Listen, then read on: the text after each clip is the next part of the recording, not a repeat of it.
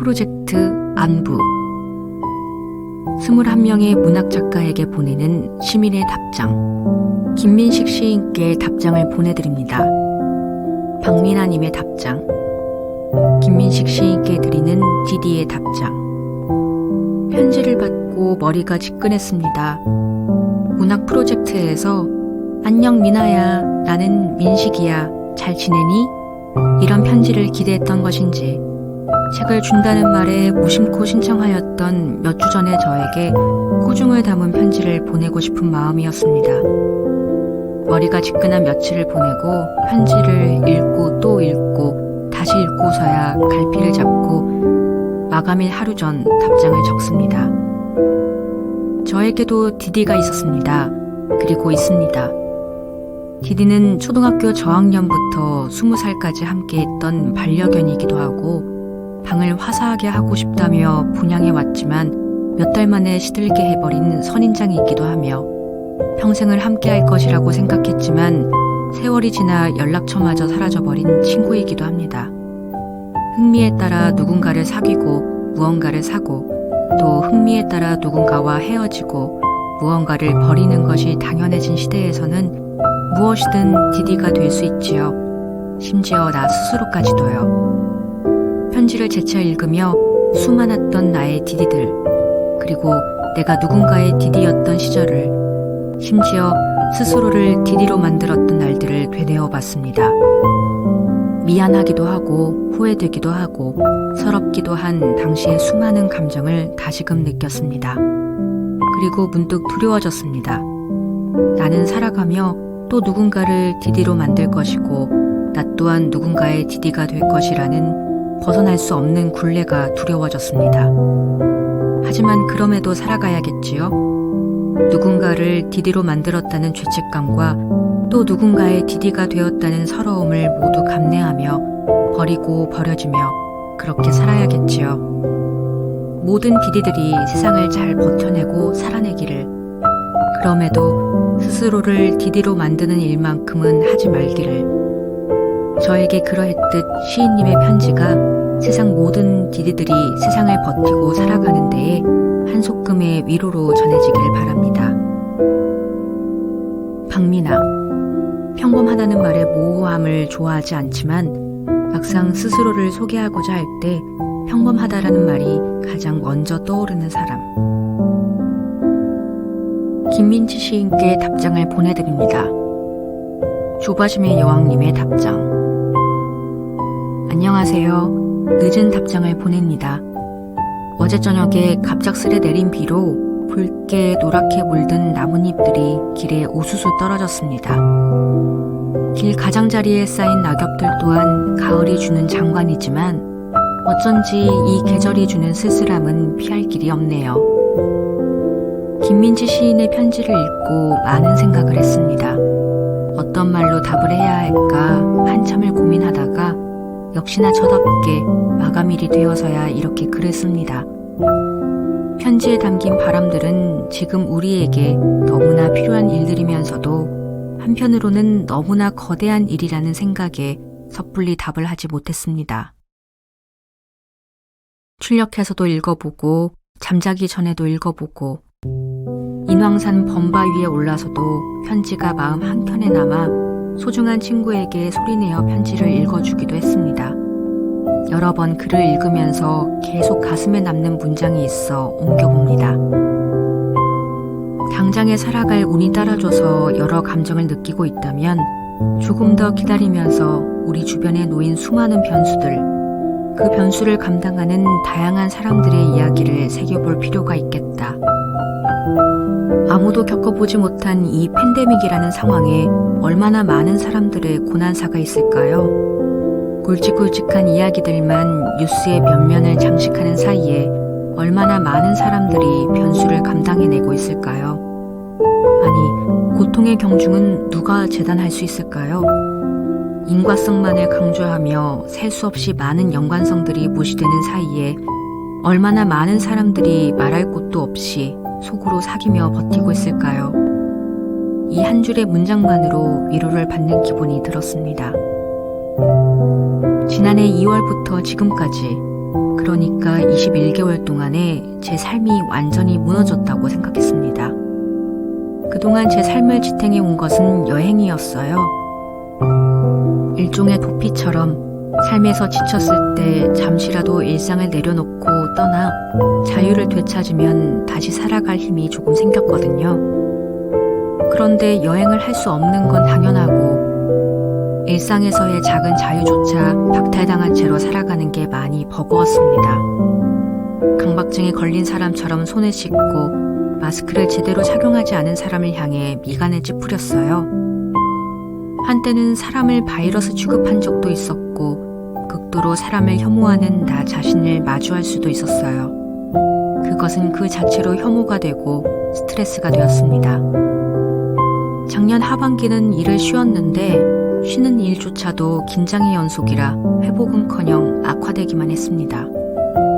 마음이 지쳐가니 몸이 망가지는 것도 한순간이더군요. 항상 긴장이 가득한 채로 살다 보니 여기저기 아프지 않은 곳이 없습니다. 인과성인지 연관성인지 아무도 모르지만 백신 1차 접종을 한 뒤로 가슴이 두근거려 3달 동안 매일 병원을 다니고 있어요. 처음 느끼는 증상은 불안이 되고 불안은 스트레스가 되어 몸을 또 괴롭히는 악순환이 이렇게나 길어지고 있습니다. 대를 위해 소를 희생하는 건 역사적으로 이미 너무나 많이 있어 온 일입니다. 폭력일지언정 대의를 위해 이것 말고는 어떤 선택을 할 수 있느냐는 말이 돌아오죠. 희생한 적은 수의 사람들이 모이면 얼마나 많은 사람이 될까요? 소서사가 모이면 대하소설이 됩니다. 그럼에도 많은 사람들이 간과하고 있던 이 사실을 한 줄의 문장에서 맞닥뜨리고는 마음이 쿵 내려앉았습니다. 저 역시도 소수의 사람이 되기 전까지는 간과하고 있었거든요. 내가 운이 좋았다고 생각조차 못하고 있었거든요. 부끄러웠습니다. 그리고 역시 이런 세상의 작은 면까지 살필 줄 알아야 시인이 될 수 있다 생각했습니다. 이제는 무엇으로부터 시작되었다는 것도 무의미할 정도로 언제까지 견디면 된다는 희망도 무용할 정도로 지금 순간에 맞이하는 현실을 받아들일 수밖에 없습니다. 과거도 미래도 사라지고 오직 현재만 남아서 눈앞에 닥친 문제를 해결하느라 급급한 삶을 살고 있는 것 같습니다. 결국엔 저도 최선을 다하는 것 외에는 다른 방법이 없다는 결론에 도달했습니다. 지금 나에게 주어진 상황 안에서 불평을 최소화하고 나를 지켜가면서 눈앞의 것들에 감사한 마음을 지니며 해결해야 하는 문제를 외면하지 않고 그것의 해결에 최선을 다하며 그리고 다른 사람의 이야기에 귀 기울일 수 있는 여유를 가져보면서 말입니다. 주말엔 1년 반 만에 친구를 만났습니다. 익숙했던 골목길이 낯설어지는 동안에도 익숙했던 나의 일상과 친구의 일상이 아주 많이 달라지는 동안에도 우리는 여전히 익숙한 모습으로 여전했습니다. 어찌나 위안이 되던지요. 그간의 공백이 한순간에 삼켜지는 것 같았습니다. 여전히 마스크를 쓰고 식당 출입이 조심스러워 긴장하는 삶이지만 일상은 이렇게 사람만으로도 회복이 되더라고요. 언젠간 온전히 일상을 회복하게 될 것이라 믿습니다. 같지는 않지만 여전히 여전한 반가운 형태로요. 팬데믹으로 괴로워하던 시간들을 내 삶에서 빼고 싶다고 지내오고 견뎌온 시간들을 부정하고 싶지는 않습니다. 그 시간들도 제 삶의 일부니까요. 그러니 일상이 회복되더라도 아무 일도 없던 것처럼 시간들을 잘라 이어붙이는 식은 아닐 겁니다. 대신 그 시간들이 제가 조금 더 성숙해지고 깊어지는데 자양분이 되어주기를 바랍니다. 많이 괴로웠던 만큼 곱게 썩어서 많은 양분을 만들어주기를요. 그러려면 지금 최선을 다해야겠네요. 역시나 최선으로 최선을. 생각이 돌고 돌아 시인의 통찰력에 다시 한번 감복합니다. 편지를 먼저 받아보게 되어 답장을 쓸 수 있게 되어 덕분에 제 삶을 되돌아보고 성찰할 기회를 얻게 되어 영광이었습니다. 괴로울 수 있는 이 시간이 모두에게 괴롭기만 한 시간은 아니길 간절히 바랍니다. 2021년 11월 1일 늦가을에 조바심의 여왕으로부터. 조바심의 여왕, 오랜만에 짓는 필명입니다. 어쩐지 쑥스러워 저를 감추게 되네요. 이것이 오늘의 최선입니다. 김소연 시인께 답장을 보내드립니다. 이선호님의 답장. 익숙해지기. 유선호. 때로 일상이라는 것은 우연히 다가오기도 하는 것 같습니다. 어느 날 시작된 바이러스는 갑자기인 듯 보였지만 지금은 매일이 되었습니다. 익숙해진 우리를 떠올립니다. 눈을 뜨고 다시 눈을 감는 시간 동안 우리는 서로에게 스며들고 번져가기를 다시 하다가 얼룩이지기도 하고 다시 스며들기를 반복합니다. 코로나로 인해 우리는 우리를 얻었습니다. 집 밖에 나가기 두려운 시간들이 있었고 홀로인 시간이 길었고 새로운 누군가를 만난다는 게 얼마나 어려운 일이 되었는지. 그러던 어느 날 우연히 우리는 온라인을 통해 만났습니다. 저는 알 수 없는 확진자와의 접촉으로 코로나 검사를 받고 검사 결과를 기다리는 동안 방에서 자가격리를 하는 중이었습니다. 그는 일찌감치 백신 접종을 하고 집에서 요양 중이었습니다. 자연스럽게 코로나 이야기를 주고받다가 우리는 그보다 더 많은 것들이 겹친다는 것을 알게 되었습니다. 처음 만나던 날 조심스러운 것들이 많았습니다. 최대한 사람들이 밀집하지 않는 곳으로 가야 했고 마스크를 벗은 모습을 처음 보게 되는 순간에 두려움이 있었고 10시에는 헤어져야 한다는 아쉬운 마음도 모른 채 시간은 10시가 되었습니다. 6시 이후에는 2명 이상이 모일 수 없다는 사실과 함께 저녁은 그와의 만남으로 차곡차곡 쌓여갔습니다. 소중한 우리를 생각합니다. 이제 더 이상 6시 이후에 둘뿐일 필요는 없어졌지만 여전히 둘뿐인 날들이 많습니다. 매일 안부를 묻지만 안부를 물어봐주는 이가 있다는 것은 얼마나 소중하고 감사한 일인지요. 2021년 10월 31일 곁에 있어도 그리운 마음을 담아 선호드림. 김현숙 시인께 답장을 보내드립니다. 이빈나님의 답장. 김현숙 시인님께 안녕하세요. 보내주신 편지 잘 받았어요. 감사해요. 편지를 열어보며 참 신기한 마음이 들었어요. 누군가에게 편지를 받는 것, 제 안부를 물어봐 준 것이 정말 오랜만이었거든요. 편지를 찬찬히 읽어보며 희한하게도 마음 한구석이 간질간질거렸어요. 딱딱한 땅에서 새싹이 움틀움틀 하는 것처럼요. 그렇게 시인님께서 전해주신 안부가 제 마음에 참 따스하게 다가왔답니다. 생각해보니 꽤 오래 메마른 마음으로 살아오고 있었어요. 9살 쌍둥이를 키우는 엄마이자 직장인으로 또 아내와 며느리, 딸, 동생 삶의 변화 속에 저에게 주어진 여러 책임들이 마음을 단단히 조이고 있었거든요. 바쁜 시간을 보내느라 제 마음을 돌볼 겨를은 없었던 것 같아요. 그러던 어느 날 마음이 고조신호를 보내더군요. 퇴근길 지하철에서 심장이 너무 뛰어서 주저앉아 버렸어요. 처음에는 몸이 안 좋았을 거야 하고 넘겼어요. 그런데 비슷한 순간이 여러 번 찾아왔어요. 병원에서는 그 이유가 공황장애 때문이라고 했어요. 빠른 속도로 흘러가는 삶에 마음이 따라가지 못했나 봐요. 삶의 변화에 집중하느라 사람들과 공감하고 소통하고 싶어하는 제 마음은 살펴보지 못했으니까요. 어떻게 보면 코로나라는 상황이 저에게는 도움이었어요. 가족과 함께하는 시간, 저에게 집중하는 시간이 더 많아졌거든요. 마음을 살펴보고 마음을 나누는 시간이 늘어나니 몸도 많이 좋아졌어요. 시인님 말씀처럼 꽝 같은 상황이 저에게는 오히려 눈부신 가치가 된 것이죠. 지금은 저에게 닥친 공황장애를 나도 연예인 같은 사람이야 라는 생각으로 전환했어요.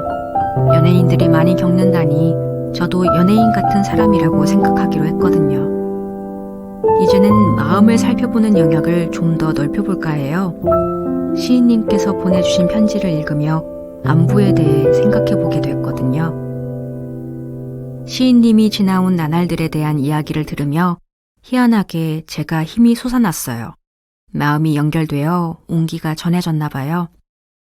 매번 급하게 할 말만 하고 끊는 오빠에게, 사는 게 바빠 연락이 끊긴 친구에게, 주로 아이들에 대한 얘기를 하는 남편에게, 일하느라 마음 나눌 겨를이 없는 동료에게 어떻게 지내냐고 물어보고 나는 이렇게 지내라고 전해봐야겠어요. 시인님께서 말씀하신 것처럼 공감하기를 원하는 우리의 마음이 더없이 귀하니까요. 얕은 글재주로 보내주신 멋진 편지에 대한 제 마음이 제대로 표현됐는지 모르겠네요. 지금처럼 늘 멋진 하루하루를 보내시고 늘 건강하시길 바랄게요. 부끄럽지만 저도 시인님께 사랑과 믿음의 마음을 보내며 멀리서 지켜보며 응원하겠습니다.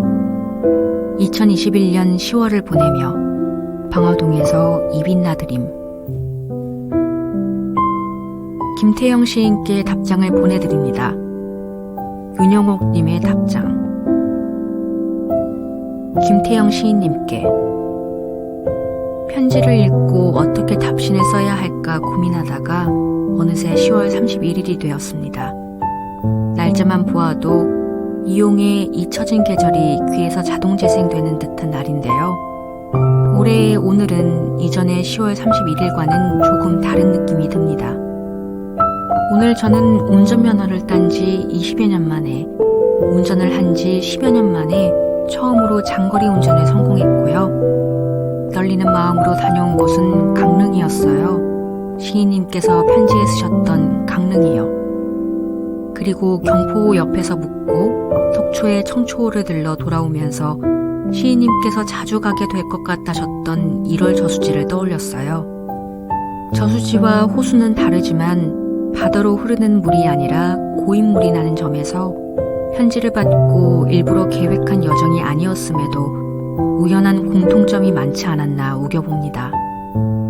그리고 오늘 10월 31일은 오랜 거리두기 끝에 드디어 위드 코로나를 앞둔 날이지요.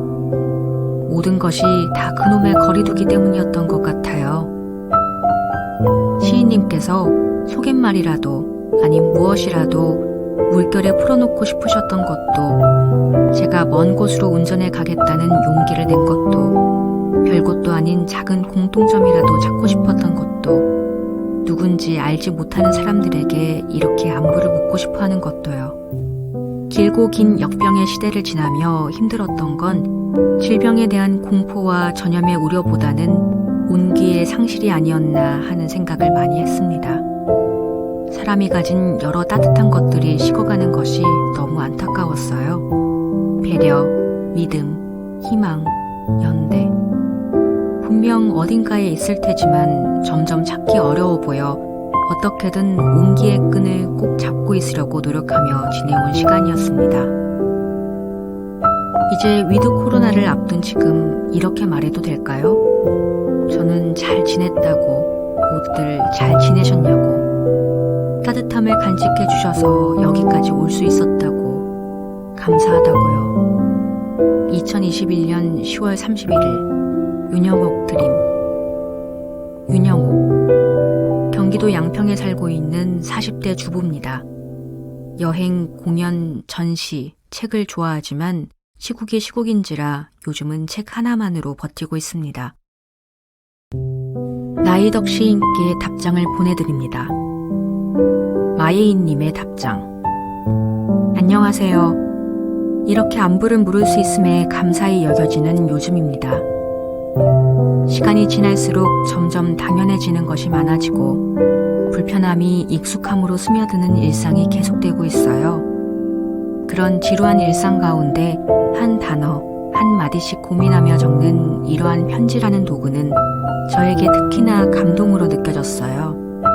따뜻한 온기가 여기까지 고스란히 느껴져 저 또한 누군가에게 받은 이 마음을 나누고 싶어지더라고요. 작가님 말씀처럼 곁에 있는 사람을 잠재적 확진자 또는 바이러스 전파자로 여기게 되는 사회가 저도 매우 안타까워요.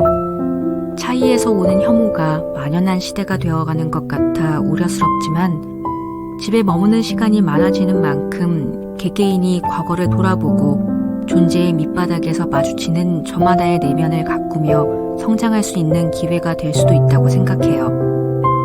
타인에 대한 혐오가 연민으로, 깊이가 존중으로 변화하는 사회를 간절히 바라고 바라요. 졸업을 앞두고 있는지라 이렇게 하루하루를 보내는 것이 혼란스럽게 느껴지기도 하고 내가 옳은 방향으로 나아가고 있는지 하는 모든 선택에 있어서 책임을 질 수 있는 부분인지 후회는 안 할 자신이 있는지 이런 생각이 자꾸 반복되면서 스스로 나약해지는 것 같다는 기분도 가끔 들더라고요. 그런 순간순간들마다 작가님 책 읽으면서 마음을 다독이고 때론 큰 위로를 받기도 했는데 이렇게 따뜻한 선물 고맙습니다. 그럼에도 불구하고 라는 접속어, 은팔찌에 프랑스어로 새겨 차고 다닐 정도로 저도 좋아하는 말입니다. 그럼에도 불구하고 부디 평온하고 고요한 하루를 보내길 소망하겠습니다. 2021년 11월 마예인 드림. 마예인, 강서구에 거주 중이며 디지털보다는 아날로그를, 아이돌보다는 인디밴드를 좋아합니다. 박은영 시인께 답장을 보내드립니다. 이연희님의 답장. 말로는 어린 왕자라고 칭하지만 나를 어른이라고 부르고 싶어하는 그이에게. 이연희. 지구에 처음 왔을 땐 마냥 조용한 행성인 줄로만 알았어. 고요하고 때론 싸늘하면서 적막이 감도는 공간. 어느새 그 적막이 익숙해질 때쯤 뱀이 나한테 그러더라. 외롭대. 사람들이 많아도 외롭대. 이 넓고 넓은 사막에서 단 한 사람의 사람은커녕 선인장도 찾기 힘든 사막에서 뱀은 어떤 사람들을 만난 것일까? 혹시 내가 소행성에서 키운 그 장미처럼 뱀에게도 그 장미의 존재와 유사한 사람들이 있었던 것일까 싶었지만 나는 뱀에게 더 이상 묻지 않았어. 만약 뱀에게 외로움에 관해 묻는다면 뱀의 대답 대신 꾹꾹 참아왔던 내 눈물샘이 그만 터져버릴 것 같았으니까. 그렇게 뱀을 지나 그 장미 같은 장미들이 잔뜩 심겨있는 정원을 마주쳤지. 어떤 이가 설렘의 미소를 잔뜩 안고 장미 모종을 땅에 심고 있었어. 마치 손에 들고 있던 그 자그마한 장미 모종이 세상의 마지막 희망이라도 되는 것처럼 아주 조심스럽게 땅에 묻은 뒤 거기에 행복이라는 이름을 부여하더라. 그 모습을 본 순간 내 안에 스치는 게 있었어. 그 장미도 처음엔 저희가 심고 있던 작은 모종이었을 텐데 작은 모종 때부터 누군가가 행복이라는 이름을 붙여주지도 않았고 내가 살던 소행성에선 그 누구도 관심도 주지 않았던 거야. 결국 소행성에 두고 온, 실은 내가 떠나온 그 장미는 내 지속적인 관심을 얻기 위해 내게 그렇게 못되게 굴었던 게 아닐까? 내가 그 장미의 마음을 얻지 못한 게 아니라 오히려 그 장미가 내게 흠뻑 빠져 나를 붙잡아 두려고 했던 것은 아닐까? 소행성에 있는 그 장미에 대한 생각을 아직 마무리 짓지도 못한 채 나는 그이의 손에 이끌려 사회라는 하나의 큰 공동체에 어느새 속하게 되었어. 아무도 없는 사막에 있었을 땐 지구라는 행성도 내가 살고 있는 소행성과 크게 다를 바 없다고 생각했는데 이건 착각이었지. 전체 지구 중 생각보다 작은 지역에 사람들이 몰려 살고 있었는데 그 안엔 정말 내가 평소에 볼 수 없었던 온갖 것들이 다 있었어. 법, 규칙, 도덕부터 시기심, 경외심, 그리고 장미정원에서 그이가 작은 장미 모종을 심으며 애타게 부르던 행복까지. 처음엔 그 온갖 것들이 내게 익숙하지 않아 너무 아찔했어. 아찔해서 그만 눈물을 터뜨렸고 어떨 땐 소리까지 질렀지. 그러나 그이는 어쩐 일인지 나를 포기하지 않았어. 하나하나 내게 사회에서 살아남는 법을 알려주었지. 이를테면 양보하는 법, 다른 사람들과 어울리는 법, 음식이 있다면 남들에게도 나누어져야 하는 것 따위들 말이야. 긴 시간이 지나고 그렇게 남들이 말하는 사람답게 산다라는 행위를 하면서 살 때쯤 새삼 지구에 생각보다 오래 있었다는 사실을 깨달았어. 맞아, 사회화가 되었지. 처음 온갖 것들이라고 표현한 그 온갖 것들을 습득하게 되었고, 때론 원래 지구에 살고 있던 사람들보다도 더 자연스럽게 표현할 수 있게 되었어.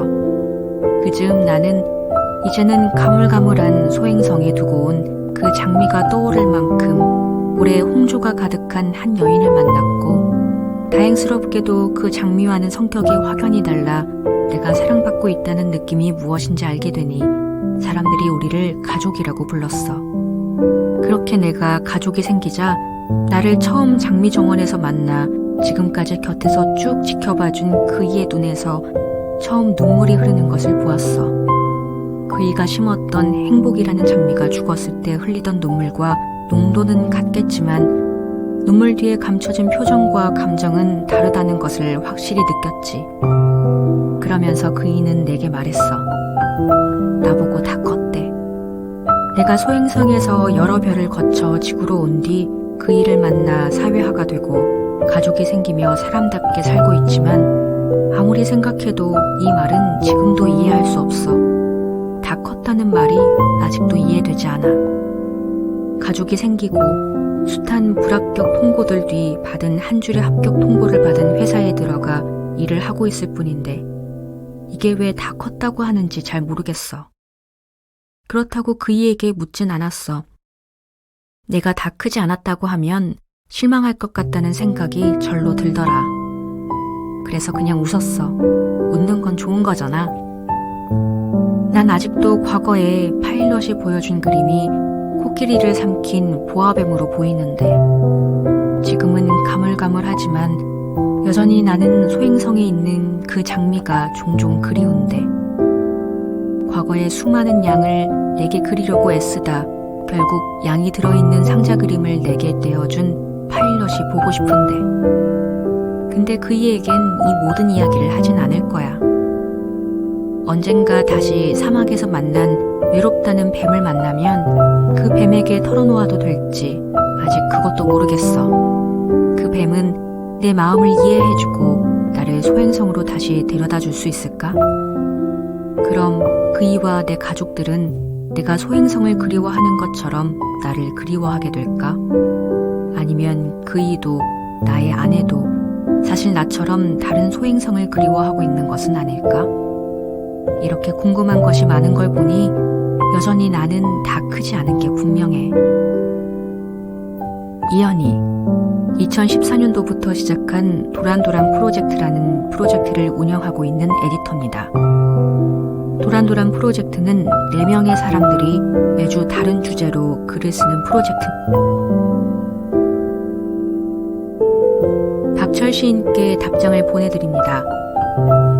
정다혜님의 답장. 마침 김포공항 근처에서 이 편지를 읽었습니다. 혼자 살게 된 이곳, 제겐 아직 차갑고 낯선 곳인데 시인님 덕분에 어째 이 방이 조금 더 따뜻해지는 것 같군요.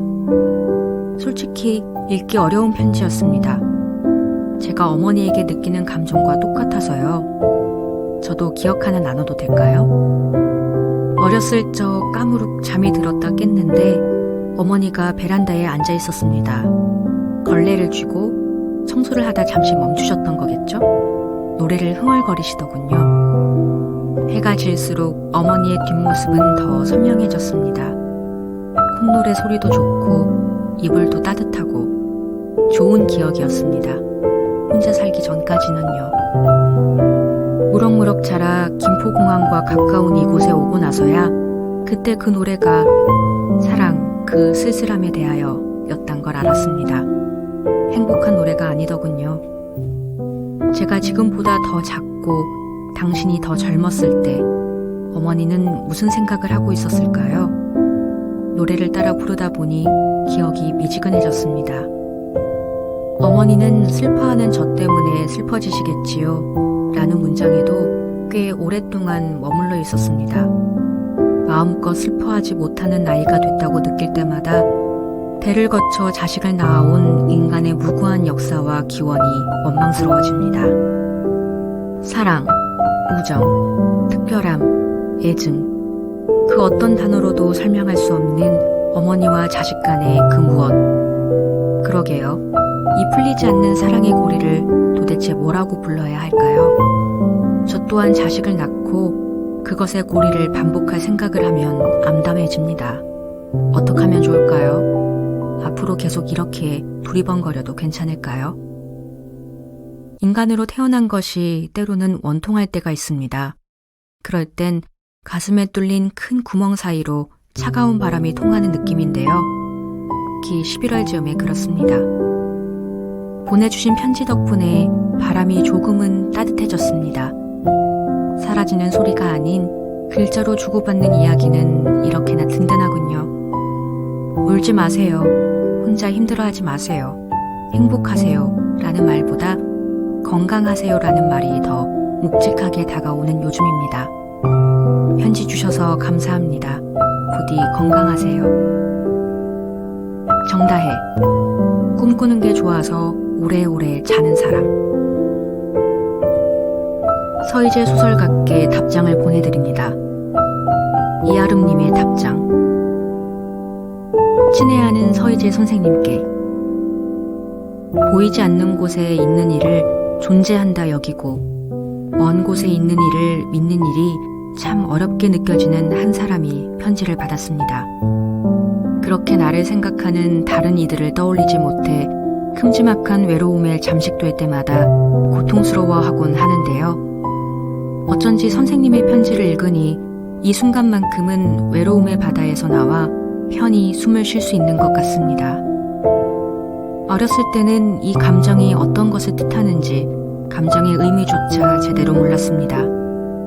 제가 느끼는 감정이 외로움이라는 것을 인지한 것도 누군가를 잘 믿지 못한다는 것을 인정한 것도 얼마 되지 않았어요. 그러면서도 늘 누군가와 함께이기를 갈망하고 그러지 못할 때마다 무너져 내리는 이 마음이 뿌리 깊은 외로움이라는 것을 최근 몇 년간 깨닫고 있습니다. 알아가고자 하는 시간이 쌓일수록 제 마음의 형태가 뚜렷해질 줄만 알았는데 오히려 종잡을 수 없이 변해가는 것 같아 괜히 답답하기도 합니다. 저는 제 외로움이 전하는 속삭임을 따라 가까이 다가오려 하는 사람을 밀어내기도 하고 사정이 있어 물리적으로 함께하지 못하는 이들을 미워하기 위해 끊임없이 노력했던 적이 있어요. 내가 당장 그들과 함께일 수 없다면 함께할 수 없음으로 인한 외로움에 상처받기 이전에 미리 그들의 안 좋은 점을 억지로라도 생각해서 미워하려고 했었습니다. 미워해야 함께하고 싶다라는 기대를 하지 않을 수 있었거든요. 생각해보면 그러한 행위로 인해서 상처를 받는 것도 저 자신이었고 또 상처를 주는 것도 저 자신이었는데 말이에요. 근래에 들어서는 이러한 제 상태를 마음의 산란이라고 부르기로 했습니다. 사랑하고 싶고 사랑받고 싶고 관계로 갖는 여러 감정을 온전하게 느끼고 싶은 마음인데 늘 그것을 막아서는 장애물 또한 제 마음이라는 점 때문에요. 이 부분 때문에 저 스스로가 안타깝고 안쓰럽게 느껴질 때도 덜어 있었지만 지금은 이런 부분을 부단히 극복하려 하고 있습니다. 어쩌면 선생님의 편지를 다른 분들보다 먼저 받아보고 읽을 수 있게 된 것도 그 노력을 좀 더 해보라는 의미로 들리기도 하네요. 종종 또다시 외로움이 찾아들 때면 선생님의 편지를 기억해보려고요. 물리적으로 가깝지 않아도 서로의 곁에 항상 함께일 수 있다는 것을 다시금 마음 한편에 넣어보겠습니다. 우연히 우리의 만남을 도울 테니 언젠가 그리고 어디선가 함께 만날 그날을 고대하겠습니다. 아름드림. 송병동 시인께 답장을 보내드립니다. 고은님의 답장. 송병동 시인님께 아름다운 가을 한가운데서 안녕하신지요? 사실 일상의 안부를 묻는 따뜻한 편지를 상상하고 첫눈 내리는 창밖을 보는 설레는 마음으로 편지를 열었습니다. 그리고 편지를 읽으며 역시 시인님께서는 무려 시인이고 저는 나는 겨우 독자구나 싶었습니다. 그곳에는 제가 떠올리지 못한 생각이 있었습니다. 한 달째 번지는 캘리포니아의 산불, 1년째 타오르는 아마존, 그린란드 빙하가 녹고 있는 이재난의 상황, 그리고 지금의 이 망할 질병의 주범을 알려주셨습니다. 누구도 아닌 진실과 오랫동안 비대면해온 인간 스스로라는 구절에서 깊이 생각하게 되었습니다. 작년부터 자유가 좀 줄었다고 매일 불평을 쌓고 있던 저는 제 스스로의 멱살을 잡아야 했었군요. 겸허하게 성찰하게 되었습니다. 이 답장은 아무래도 반성문이 될 것 같습니다. 편지를 받고 너무나 많은 지난 과오가 떠오릅니다. 전부 모르고 저지른 것이라면 정상 참작이라도 되겠지만 저는 분명히 알고 있었습니다. 마음이 불편했지만 잠시 모른 척하고 몸이 편안한 선택으로 미끄러져 들어간 것입니다. 마트에서 파묘가 포함된 초콜릿바를 카트에 담을 때 다국적 식량 자본, 쓰러지는 숲과 침팬지를 생각했습니다. 주유소에서 가득 버튼을 누르며 석유 자본의 탐욕과 기후변화에 대한 생각을 안 한 것이 아닙니다. 주말이 끝날 때마다 쌓이는 플라스틱 쓰레기를 볼 때마다 인류세는 정말 닭뼈와 플라스틱만 지층에 쌓이겠구나 싶어 배달앱을 지웠다 다시 깔고를 반복합니다. 매일 아침 아메리카노를 사며 플라스틱 컵에 대한 죄책감을 커피 쿠폰처럼 차곡차곡 쌓고 있습니다.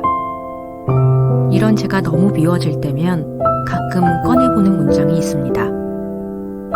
이 비상적이고 기분 나쁜 풍요는 최악으로 끝날 것만 같다. 미래의 사람들이 이 시대를 경멸하지 않아도 될 방향으로 궤도를 수정할 수 있으면 좋겠다. 목소리를 드릴게요. 정세랑.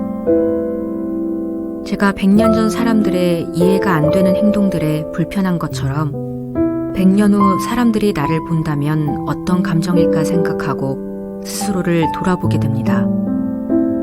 앞으로는 시인님의 비대면의 세계의 시도 제가 풍요로움과 편안함에 마음이 약해지는 날 약처럼 복용하며 시 말미에 말씀하신 것처럼 우지에 대해 인정하고 한없이 소박해지는 일상을 살아보려고 합니다.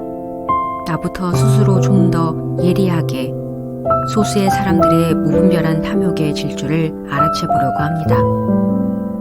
스스로에게 중요한 질문을 던질 수 있는 편지를 주셔서 감사합니다. 진실을 대면할 수 있는 마음이 포개고 포개져 다정한 연대가 채워진 세상을 소망하며 2021년 10월 31일 오늘보다는 내일 1%만 더 다정한 사람이 되고 싶은 고운 드림. 신중원 소설가께 답장을 보내드립니다. 김수연님의 답장. 안녕하세요. 받는 사람의 이름이 없는 편지가 저에게 닿았습니다. 보내주신 편지 감사히 잘 받았습니다. 몇 장의 종이 혹은 디스플레이 뒤에 있는 저는 어떤 모습인가요? 저는 현재 대학생이고 물리학을 배우고 있습니다. 자전거는 못하지만 가끔 배우고 싶다는 생각은 합니다. 이러한 저는 어떤 모습을 하고 있나요? 한정된 정보로 저의 모습을 추측하기란 불가능에 가까울 것입니다. 저 역시 학교에 다니며 회색 인형 혹은 이름과 학번으로 구성된 수많은 얼굴들을 마주했습니다. 그렇게 지나간 2년 중 특별히 떠오르는 얼굴이나 이름은 없습니다. 하지만 우리가 서로의 얼굴을 모른다고 하여도 서로의 기억에 이름만으로 혹은 아무것도 남지 않는다고 하여도 우리가 함께 있었다고 말하고 싶습니다. 같은 시간에 같은 경험을 나누고 같은 농담을 들으며 웃었던 순간을 기억한다면 함께 있었다고 말할 수 있지 않을까요? 함께 있었노라고 생각했던 순간이 사실은 나 혼자만의 추억이었다는 것을 알게 되면 너무 쓸쓸할 것 같습니다. 얼굴 없는 사람들을 마주하면 마주할수록 저는 그들의 목소리로 그들을 구분하고 또 기억하고 있었습니다. 깊은 인상을 남길 정도로 튀는 목소리가 아니라면 그 사람의 목소리를 구태여 기억하지 않았는데요. 타인을 구분할 수 있는 정보가 한정되면서 소리로 그들을 구분하는 일이 자연스러워졌습니다. 얼마 전 저에게는 비대면 수업 전환 이후 4학기 만에 처음으로 마이크를 켜고 발표할 기회가 있었습니다. 너무나도 긴장되고 걱정이 되어 발표문을 읽는 목소리를 몇 번이고 녹음하여 들어보았습니다. 처음 목소리를 재생하고 그 소리가 끝날 때까지 저는 옆에 있는 노트북을 열어 발성학원, 스피치학원, 목소리 내는 법 따위를 검색하고 있었습니다. 이런 목소리로 나를 드러내야 한다니 어디로든 도망치고 싶었습니다. 발표는 달라진 것 없는 목소리로 마쳤고 아무도 저의 목소리에 관해 이야기하지 않았지만 제 목소리를 듣기 이전으로 돌아가긴 어려울 것 같습니다. 아무도 저의 목소리를 기억하지 못해도 내 목소리가 나를 대표하지 않아도 목소리는 나를 드러낼 수 있는 유일한 수단이었습니다. 그런 의미를 가진 목소리가 이 지경이라니 절망적이었습니다. 지금은 옅어진 감정이지만 지워지지 않을 기억으로 남으리라 생각합니다. 작가님도 기억에 남는 목소리가 있으신가요? 자신의 목소리가 새삼스럽게 들린 적은 없으신가요? 아무 일도 없었다는 듯이 이 바이러스가 사라진다고 해도 이전의 일상으로 돌아가기는 어렵겠지요? 마스크를 착용할 필요가 없는 온라인 만남에서조차 마스크를 찾는 저의 행동을 발견할 때마다 내가 나를 드러내기 부끄러워하는 사람이었나 하는 생각을 하곤 합니다. 그렇습니다. 저는 원래 부끄러움이 많은 사람이었습니다. 부끄러울 짓을 한 것도 아닌데 나를 드러내기 어려워하는 사람이었습니다. 마스크는 명분일 뿐이라는 걸 깨닫는데 참으로 오랜 시간이 걸렸습니다. 바이러스를 핑계로 사람과 접촉할 기회를 차단하며 스스로 고립시키는 데 만족하고 있다는 사실을 인정하기 싫었습니다. 더는 물러날 곳이 없다고 느끼는 요즘입니다. 특별한 계기는 없었으나 더는 이렇게 살면 안 되겠다는 생각만이 남았습니다. 이제는 나와야겠지요. 맨 얼굴을 드러내는 게 힘들더라도 나의 목소리가 참을 수 없을 만큼 끔찍하게 들리더라도 언젠가는 이 바이러스가 힘을 잃을 테니까요. 그 후로도 회색 인형 같은 얼굴로 도망칠 수만은 없을 것입니다. 그리 나이를 많이 먹진 않았지만 해가 갈수록 관성이라는 것이 우리 삶에 얼마나 크게 작용하는지 느낍니다. 개인적으로 과학 법칙의 개념만을 차용하여 전혀 관계없는 현상에 비유하는 것을 정말 꺼리는 편인데요. 관성은 우리 생활에 곳곳에 정말 존재하는 것만 같습니다. 우리를 달리는 버스에 탄 승객이라고 해봅시다. 현재는 버스가 급정거하여 모든 승객이 앞으로 쏠린 상태입니다. 넘어질 듯한 승객도 보입니다. 약간의 시간이 지나면 승객들은 중심을 되찾고 정지한 상태에 익숙해지겠지요. 하지만 버스는 다시 출발할 것입니다. 버스가 출발하면 우리의 몸이 다시 뒤로 쏠리며 휘청대는 순간이 분명 존재할 것입니다. 하지만 우리는 이내 중심을 잡고 운동 상태에 익숙해질 것입니다. 이처럼 우리가 원래의 상태로 돌아가는데 오랜 시간이 걸릴 수도 적응하는데 어려움이 있을 수도 있습니다. 하지만 우리는 이전처럼 살아낼 것입니다. 횡설수설한 생각들이 제 바람대로 잘 전해졌는지 모르겠네요. 컴컴한 방, 침대 위에 누워서 편지를 읽다가 뜨끔했습니다. 벌떡 일어나 형광등을 켜고 방문을 열어 바깥에 나왔습니다. 겨울 날씨가 이어지다 며칠 만에 다시 가을 날씨가 되었습니다. 단풍 될 시간도 없이 겨울이 되었다고 생각했는데 창밖에 부는 바람에 낙엽이 날리고 있습니다. 돌아온 가을이 얼마나 머무를지는 모르겠습니다. 붉게 물든 잎사귀들이 다 떨어지고 다시 잎이 노랗게 물드는 때가 오면 우리는 서로의 웃는 얼굴을 확인할 수 있길 바랍니다. 그때까지 그 이후로도 잘 지내세요. 저도 잘 지내겠습니다. 2021년 10월 31일 일요일 저녁 김수현 드림. 김수현. 저는 대학생입니다. 사람이 많은 곳을 좋아하지 않지만 공연장과 경기장에 가는 것은 좋아합니다. 자기소개를 어려워합니다. 우다영 소설가께 답장을 보내드립니다. 강혜인님의 답장. 우다영 소설가님께 안녕하세요. 처음 뵙겠습니다. 소설가님께서 써주신 편지를 읽으며 행복했습니다. 소설가님이 느끼셨던 그 감정과 나눠주고 싶으셨던 생각, 기쁨, 슬픔이 고스란히 전달이 되어 저도 부산국제영화제에 간 것 같았고 바다를 함께 걷고 있었습니다. 저에게도 카레는 슬픔과 기쁨을 연결합니다. 비록 카레를 만들진 않지만 저도 우울하고 슬픔에 빠질 때는 좋아하는 언니와 카레를 먹으러 갑니다. 우연인지 모르겠지만 카레를 먹을 때마다 저는 슬펐습니다. 카레를 먹고 나면 기분이 좋아지곤 했죠. 저는 집에서 만들기 힘든 스파이시 카레를 좋아합니다. 주로 서촌 쪽에 그런 집이 있는데 먹고 나면 무슨 이유로 슬펐는지 기억이 나지 않을 정도로 맛있습니다. 혹은 카레를 먹으며 주고받은 대화 덕분일지도 모르죠. 최근엔 엄청 우울한 시기가 찾아왔었습니다. 되는 것도 없고 친한 친구와도 미묘하고 하는 일이 한꺼번에 온 거죠. 항상 그럴 때마다 만나주는 언니가 있어 약속을 잡았습니다.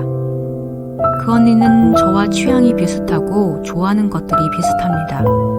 신기하게도 성격은 매우 다르긴 하지만요. 이번에도 역시 카레를 먹으러 갔어요. 그냥 카레를 먹으면서 언니랑 나누는 얘기가 좋았습니다. 카레가 정말 맛있다. 이건 무엇으로 만든 걸까? 저번이랑 조리법이 달라진 것 같아. 와 같이 그냥 그런 편안한 코드가 맞는 대화가 좋았어요. 일부러 맞출 필요가 없는 그런 대화 코드요. 사람을 만나면서 가장 힘든 것 중 하나가 대화의 관심사를 맞추는 거라고 생각해요. 처음에 한 번, 두 번을 맞출 수 있지만 그 이상 넘어가면 피곤해지고 힘들어지는 것 같아요. 만나기 전마다 마음에 짐을 얹은 것 같고 그렇지 않아 정말 좋았습니다. 맛있는 케이크를 먹다 문득 언니한테 제가 언니, 저는 요즘 제가 무언가를 끝까지 할 수 있을까가 무서워서 시작을 못하겠어요 라고 말한 적이 있습니다. 언니가 나도 그래 라고 했어요. 근데 그 말이 참 좋았어요. 그냥 동질감이 아니라 위로처럼 느껴졌습니다. 제 귀엔 괜찮아 라고 들렸어요. 그냥 언니는 제가 아무것도 아니어도 옆에 있어줄 것 같았거든요. 또 최근에는 내리막길을 걸을 때 미끄러질까 불안한 기분을 종종 느꼈는데 언니도 그렇대요. 근데 그 이야기를 털어놓고 나니 더 이상 내리막길이 무섭지 않았어요. 어쩌면 걸어다니는 내리막길이 아니라 제 마음속의 내리막길이었나 봅니다. 어쩌면 맛있는 것 더하기 좋아하는 사람은 아무에게도 이야기하지 못한 말을 할 용기인 것 같습니다. 가을을 제대로 타고 있지만 슬픔을 기쁨으로 전환시켜주는 것들 덕분에 살만합니다. 가을의 밤 공기도 좋아합니다. 다른 계절의 공기와 다르게 여운이 느껴집니다. 그리고 가을 하늘은 달도 잘 보입니다. 구름이 없어서. 모든 게 풍족한 계절이지만 구름은 없습니다. 저는 그런 가을의 밤이 좋습니다. 천천히 들이마시며 제 슬픔의 여운을 뱉어냅니다. 여운이 빈 자리에 기쁨이 들어가길. 저는 이렇게 슬프고 또 이렇게 기쁩니다. 어지러운 세상이지만 작가님의 기쁨은 단순하고도 쉬었으면 좋겠습니다. 작가님도 건강하시고 괜찮은 나날을 보내시길 먼 곳에서 마음 전해봅니다. 마지막으로 좋은 편지 감사합니다. 덕분에 저의 기쁨을, 저의 슬픔을 챙길 수 있었습니다. 강혜인, 초록색을 사랑하고 단순한 걸 좋아합니다. 육호수 시인께 답장을 보내드립니다. 장유림님의 답장. 2. 육호수 시인. 안녕. 이쪽에서도 안부를 전해요. 침묵이 동봉된 편지를. 감사히 받았습니다. 침묵은 실은 제가 온종일 기다리는 것이기도 해요. 방금 전에도 맑은 침묵을 듣고 나올 참입니다. 아기가 드디어 잠이 들었거든요. 하루 종일 웃고 소리내고 쿵쿵거리던 아이는 잠이 들어가는 순간에 가장 조용해져요. 곁에 누운 아이의 몸이 따끈따끈해지기 시작하면 그때부턴 숨소리도 잘 들리지 않는 침묵의 시간이 찾아옵니다. 처음엔 그것이 너무 불안해서 잠을 자다 깨서도 아기 콧밑에 손가락을 들이밀어 보고는 했었지요. 아기는 아직 2돌이 되지 않았어요. 그 말은 코로나19가 없는 세상을 알지 못한다는 이야기죠. 가을바람 냄새를 맡고 있는 아이의 유모차 덮개를 서둘러 닫을 때, 쓰지 않겠다고 버티는 초소형 마스크를 아이의 작은 두 귀에 거듭 걸어줄 때, 놀이터에서 놀다가 자연스레 입으로 향하는 손가락을 서둘러 붙들 때, 마음은 다리 하나가 사라진 의자처럼 넘어집니다. 마스크를 쓰고 있어서가 아니라 이 세계를 둘러싼 무거운 공기 때문에 숨이 잘 쉬어지지 않을 때가 있어요. 깰 수 있는 꿈일 거라고 간신히 믿어보는 수밖에요. 뭔가를 기르는 일은 왜 이리 막막한지요? 가족을 늘리는 일은 왜 걱정을 늘리는 일이 되는 걸까요? 물고기 300마리와 함께 사는 시인의 모습을 상상해 보았습니다. 한 마리 한 마리가 다 걱정 주머니일 텐데 6개나 되는 어항은 어떻게 그 무게를 다 이고 있나 하고요. 저도 구피를 기른 적이 있어요. 마음을 어느 거리에 내던져 버리고 온 것 같던 날에도 물고기는 지느러미를 흔들면서 평온을 춤추고 있었지요. 그러면 언뜻 세상이 무사해 보이기도 했어요. 가족이 점점 불어나 3대나 4대쯤을 두 어항에 분리해 기르게 됐을 때 아파트 세대 전체가 쓰는 물탱크를 소독한다는 방송을 들었고 그날 이후로 어항물을 한번 갈아줄 때마다 5마리, 8마리씩 죽어나갔어요. 마지막 물고기가 하얗게 떠오르던 날 오래 숨을 핥아겼던 시간을 기억해요. 그 한 마리는 바위 틈에 몸을 끼워 넣고 괴로워하고 있었어요. 죽은 물고기를 건지는 게 지겹고 슬퍼서 다시는 물고기를 들이지 않겠다고 다짐도 했습니다. 그래서 까마득하다는 시인의 말을 이해할 수 있어요. 그때 물고기들 사이에선 숨이 잘 안 쉬어지는 병이 있다는 소문이 돌았을까요? 왜 신은 우리를 치료하지 않나 원망도 했을까요? 손을 써보지도 못했던 저는 해외 정보들을 번역해가며 약품을 구했다는 시인의 이야기에 위안이 되기도 했습니다. 숨만 쉬면 불어나는 물고기들을 위해서 그 숨을 붙들려고 애쓴 누군가가 세상에 있다는 사실 때문에요. 오늘은 무척 오랜만에 한 사진작가의 전시를 볼 수가 있었어요. 올해 여름이 시작될 무렵 예매를 해두었는데 불안한 날들과 외줄타기를 하는 것 같던 날들과 겨를이 없던 날들을 지나 드디어 가을의 한중간에 가볼 수 있었네요. 오랜만에 주어진 며칠간의 휴가가 시작되는 날이었는데 실은 멀리 여행을 떠나고 싶었지만 이런저런 이유로 주저앉고 말았습니다.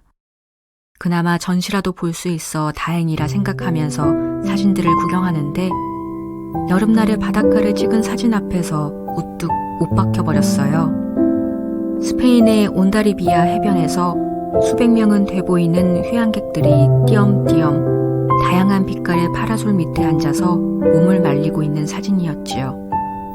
저는 그것이 무엇에서 비롯된 감정인지도 모른 채로 전시실을 떠나기 전까지 울음을 머금고 있었어요. 날이 저물고 편지를 쓰는 지금에서야 지난 마음을 들여다보네요. 내가 지금 저런 곳에 있어야 했는데 같은 부정적인 감정은 분명 아니었어요. 전시실을 나서면서는 울지도 않았는데 한바탕 울고 난 것처럼 마음이 정화된 것 같았으니까요. 정작 바닷물은 프레임 바깥에 있는 보이는 건 모래사장뿐인 여름날의 바닷가, 색색의 파라솔로 뒤덮인 그리고 저마다의 들뜸으로 떠들썩한 그곳. 어쩌면 지금과 다른 어떤 날들에 대한 노스텔지어였을까요? 어느 날의 여행이 떠올라요. 속초였고 여름이었고 저와 남편이 묵었던 곳은 시외버스 터미널 바로 뒤편에 있는 서점 겸 스테이였습니다. 그곳에 도착한 첫날 우리는 거대한 수박 그림이 그려진 튜브를 우리의 숨만으로 채워서 갖고 논 뒤 바람을 빼지도 않고 툭툭 털어서 허리에 끼고 저녁을 먹으러 갔었습니다. 고작 1박을 하고 체크아웃을 하면서 1층에 있는 서점에서 시집 한 권을 사서는 그 자리에서 앉아서 읽다 쉬다 읽다 쉬다 했었지요. 바닷가에 있다는 이유로 손이 갔던 그 시집의 제목이 나는 오늘 혼자 바다에 갈 수 있어요. 그 여름 우리가 묵었던 숙소는 완벽한 날들이었습니다. 2021년 가을, 프롬, 아무도. 장유림, 차를 마시고 새를 키웁니다. 2020년 6월, 한 아기의 엄마가 되었습니다. 이기리 시인께 답장을 보내드립니다. 이혜리님의 답장. 뜬금없지만 내가 정말 다정한 사람일까 생각이 들었어요. 당신을 데리고 약국으로 갔지만 어쩌면 약국으로 데려가는 좋은 사람으로 보이고 싶었는지도 모르겠어요. 아프면 아프다고 얘기하는 솔직한 당신이 좋았거든요. 사랑과 위로가 느껴지는 당신의 편지도 꽤 오래된 것 같아요. 우리의 짧아지는 편지에서 많은 생각이 들었어요. 어느새 나는 편지에 나 역시 당신에게 그런 사람인가요? 라는 질문을 던져요. 우리의 시간이 길어질수록 그만큼 되돌아보는 시간도 길어진 탓일까요? 요즘 당신이 많이 힘들어 보여요. 나 역시 며칠 전부터 눈치채고 있었죠. 당신의 마음에 여유가 없어 보였어요. 그래도 늘 집 앞까지 데려다주는 당신의 뒷모습을 보면 진심이 담긴 다정한 편지라는 생각이 들어요. 이혜린. 안녕하세요. 아날로그를 사랑하는 IT 종사자입니다. 시인 이기리님의 편지를 읽고 오랜 연애, 짧아지는 편지이지만 여전히 사랑하는 연인이 떠올라 답장을 보냅니다. 이현호 시인께 답장을 보내드립니다. 팽팽님의 답장. 아낄 줄 모르고 살아요. 저를 아낄 줄 모르고 제 자신을 계속 채찍질하며 애쓰는 것만이 삶을 채우는 것이라 여기곤 했어요. 그래서 이런 사회가 두렵기도 합니다. 기회를 써도 주변은 아무것도 바뀌지 않는 것만 같아서 매일 밤 절망하며 잠들고 매일 아침 소담한 희망을 꿈꿉니다. 모두가 괴로운 시기에도 묵묵하게 자신의 자리를 지키는 사람들을 보면서 기적은 인간만이 만들 수 있는 오늘과 같은 현실이지 않을까 생각합니다. 모래알 같은 우리가 한없이 반짝이는 요즘 같은 때야말로 기적 같아요. 전염병과 싸우는 의료진부터 가족의 생계를 책임진 수많은 사람들을 보면서 나는 너무 자신만 보고 살지는 않았나 생각합니다. 이 사회에서 우리가 잃지 말아야 했던 것은 돈만이 아니었어요. 스스로를 아끼고 주변을 건강하게 하는 건 아마도 꾸준하고 묵묵히 사랑하며 마침내 살아가는 것일지 모르겠어요. 절망에 지지 않고 슬픔에 지지 않으며 혼자 또 같이 하는 우리로 살다 보면 헛된 소문이 아니라 봄날 꽃들의 기지개 같은 소식을 들을 수 있으리라 믿어요. 인류가 발전하며 쌓아 올린 탑이 조금 무너지더라도 다시 쌓아 올릴 용기로 살아가려 합니다. 오늘로부터 배운 건 그런 것이에요. 제 자리에서 고독을 마주하다 보면 우리는 우리를 아끼는 법을 찾게 될지도 모르죠. 저도 무척 유감스럽게도 코로나19 이후로 이해하게 된 것이 많아요. 앞으로도 더 잃어야 할 것이 남았는지 모르지만 더 나누어야 할 마음도 제게는 남아있어요.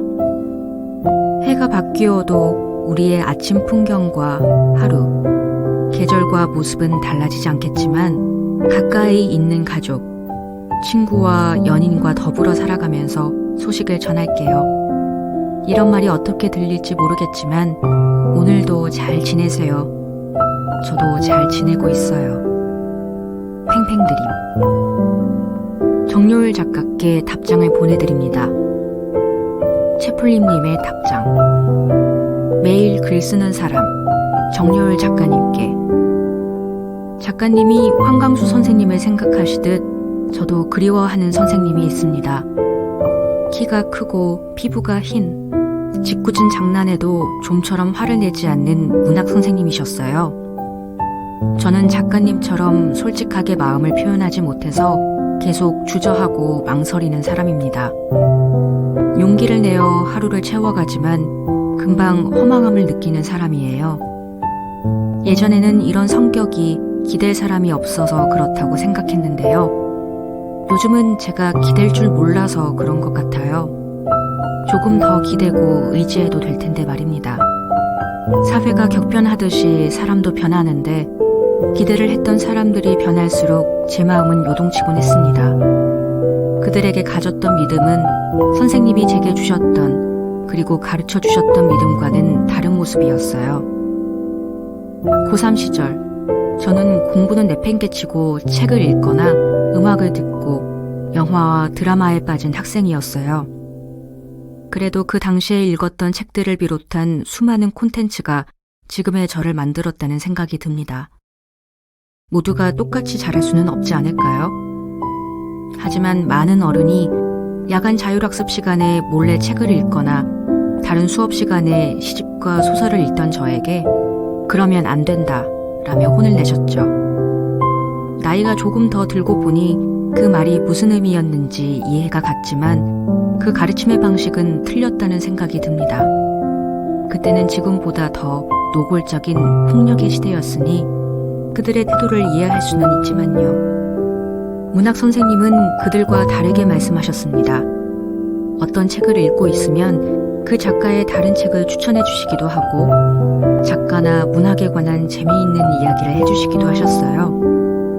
EBS에서 문화사 시리즈로 명동백작이라는 드라마를 할 시기였는데요.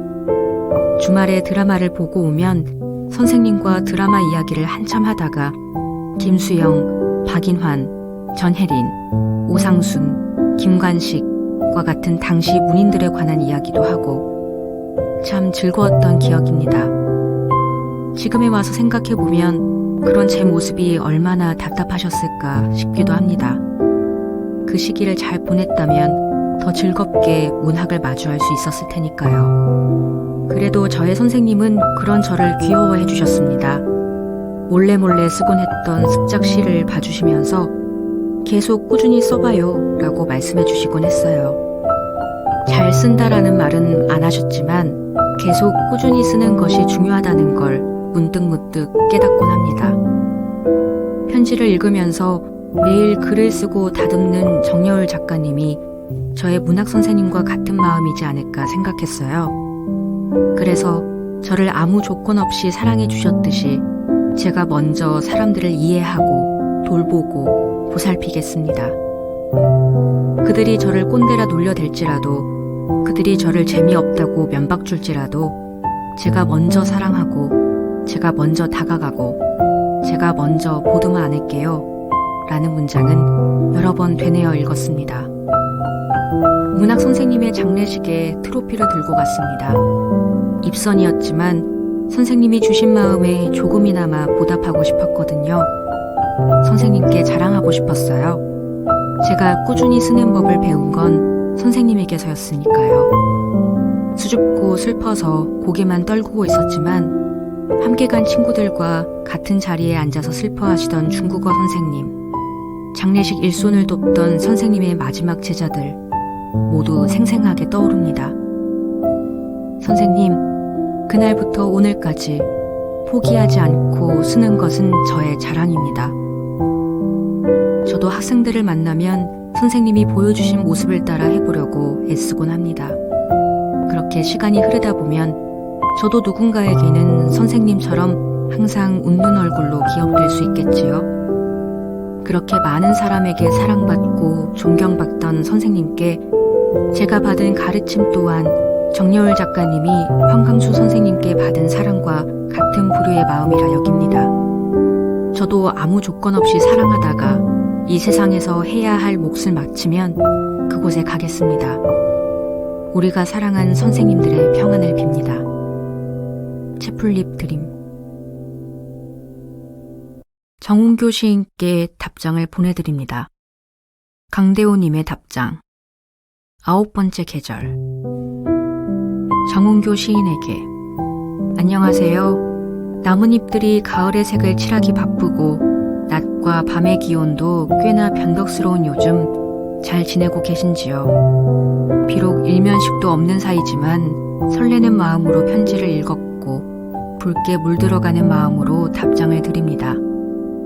우선 시인님의 편지에서 무서운 친구라는 단어로 코로나19를 표현하셨는데 저도 이 표현에 공감을 했기 때문에 친구라는 표현 활용하려 합니다.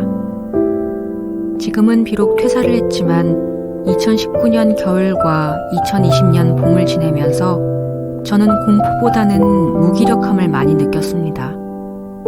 코로나의 확산으로 직장에서 제가 할 수 있는 일이라곤 그저 일 매출이 하루하루 줄어가는 모습을 지켜보는 일이었습니다.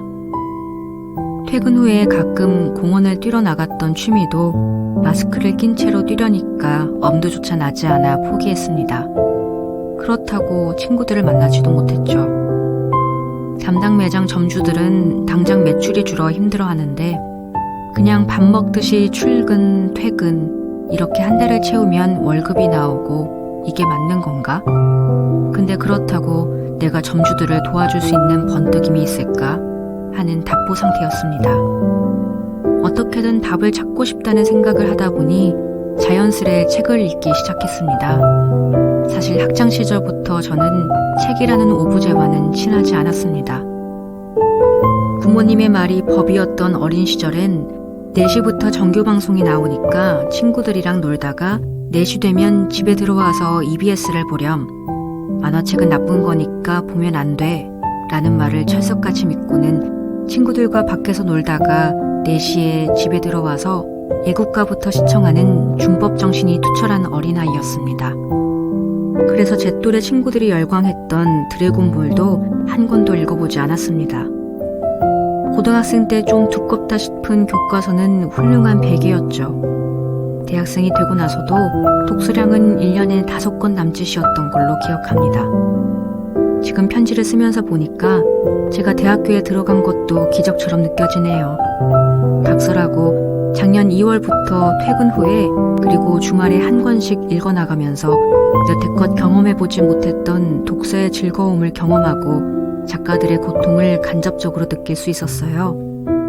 그리고 점차 무기력함에서 빠져나올 수 있었습니다. 책에서 봤던 내용을 활용해서 매장 프로모션을 기획부터 실행, 결과 분석까지 해보기도 했습니다. 30이 넘도록 몰랐던 세상을 2년 남짓의 시간 동안 몸소 알게 해준 걸 보면 정말 코로나라는 바이러스가 무서운 친구인 것은 확실한 것 같아요. 회사에서 인정받고 린치핀이 되기 위해 노력했지만 결국 퇴사를 한 것. 일면식도 없는 사이지만 이런 시시콜콜한 안부를 전할 수 있다는 것. 인생이란 참 모르겠습니다. 2019년 겨울 이후 벌써 8번째 계절입니다. 저도 처음에는 이전에 유행했던 역병처럼 그리고 변해가는 계절처럼 자연스레 사람들의 기억에서 잊힐 거라고 생각했습니다.